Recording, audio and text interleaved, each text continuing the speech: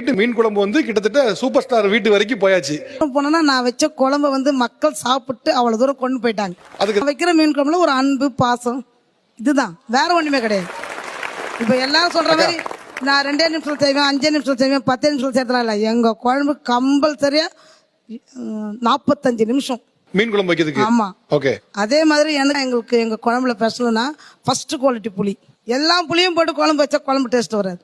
அது நல்லா இருக்கும். நல்ல புளி, அந்த புளியை கரைச்சி ஊற்றி இப்போ ஒரு 1/2 கிலோ மிளகாத்தூள் போட்டு 1/2 கிலோ புளி போட்டு குழம்பு வைக்கணும்னு வச்சுக்கோ, அதுக்கு 3/4 கிலோ மிளகாத்தூள் போடணும்.